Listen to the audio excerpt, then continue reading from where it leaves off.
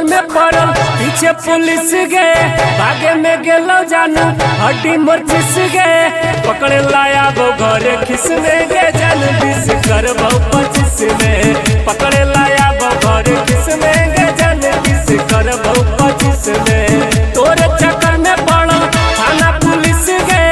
भागे में गेलो जानू हड्डी मर्चिस गए पकड़े लाया वो घरे खिसने गे जान 20 करबो 25 में पकड़े लाया वो घरे खिसने गे जान 20 करबो 25 में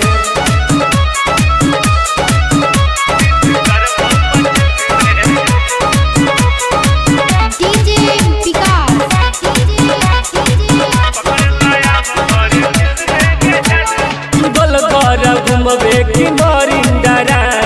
मोके बता दे सोना अपन जे टाइम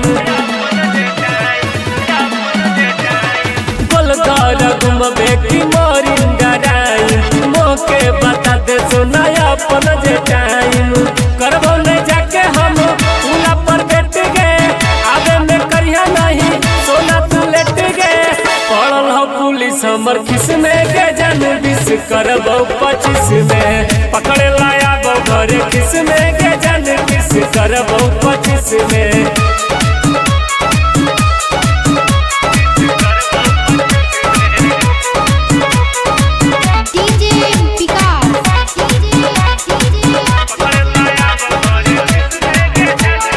पूरा प्रशासन देखो हौ लोकेशन पूछे करे जा हमार सिचुएशन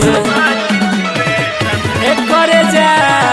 पूरा प्रशासन देखो हौ लोकेशन पूछे करे जा हमार सिचुएशन जल्दी बता दे सोना अपन फरमाइश पूरा कर दे तो यादव नीरज को आइस धारा लगल हो 4-20 के गे जान 20 करबो 25 में पकड़े लाया वो घरे खिस में गे जान 20 करबो 25 में।